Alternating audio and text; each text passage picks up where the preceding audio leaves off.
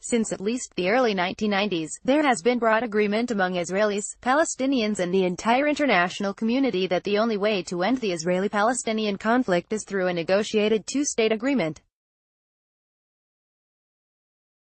The parties may have been sharply divided on many of the issues that need to be settled in such negotiations, but at least they agreed on that.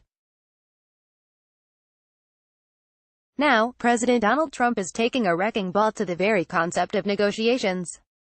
He seems to be advancing a delusional narrative that a peace agreement can be imposed on the Palestinians, mimicking the way that Israel's right-wing settlement movement has acted for years to impose its own policies on the Palestinians and entrench its occupation and control over the West Bank.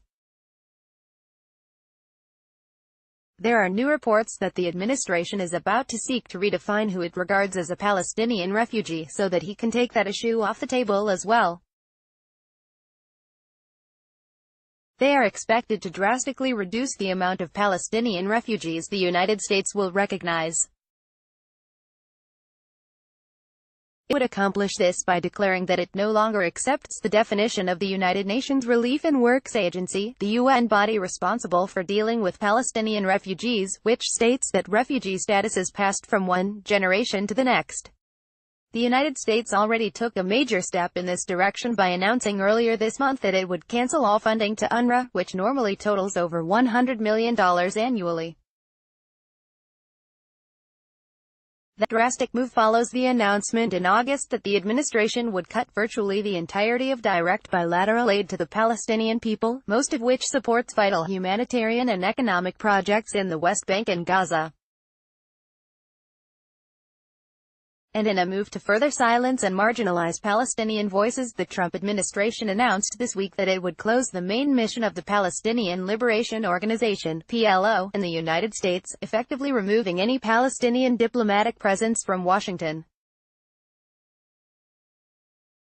All this appears to be the prelude to the long-awaited unveiling of the so-called peace plan being worked on by Trump's son-in-law and senior advisor, Jared Kushner. But by declaring that two of the core issues to be negotiated by the parties, Jerusalem and refugees, are no longer on the table, Trump has essentially removed the table itself. There is virtually nothing left for the Palestinians to negotiate. This is no peace plan at all, it's a peace sham. This approach fits perfectly into two other dominant themes of the Trump presidency. First, a callous disregard of the needs of refugees, and open cruelty toward them, women and children included. Cutting UNRWA funds and bilateral aid is not an abstraction. It means depriving desperate people in Jordan, Syria, Lebanon, the West Bank and Gaza of food, employment, education and health care. But what would one expect from an administration that had no qualms about ripping toddlers and infants from the arms of their parents, who crossed the U.S. border with Mexico seeking asylum? Secondly, it fits into Trump's general approach to international relations. He apparently sees little value in meaningful diplomacy and negotiation.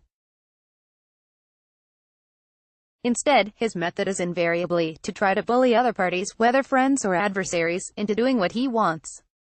We've seen it in trade issues with China and the European community, we've seen it in relations with our NATO allies.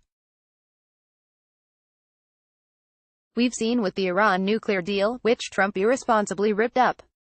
And now we're seeing it with the Palestinians. On many of these issues, Trump is due for a rude awakening. No matter how powerful the United States is, it cannot so easily enforce its will on other nations and peoples. Palestinian nationhood has been forged through conflict and suffering over many decades, and there is no way they will simply surrender their legitimate rights. Trump's policy is actually much more likely to hurt Israel by taking the two-state solution off the table, leaving Palestinians and the international community no alternative but to demand equal democratic rights for all people living under one state. That would mean the end of a Jewish majority in Israel and the end of Israel itself as a Jewish homeland. Trump and his supporters should beware the law of unintended consequences. The rest of us should fiercely oppose this cruel and destructive policy.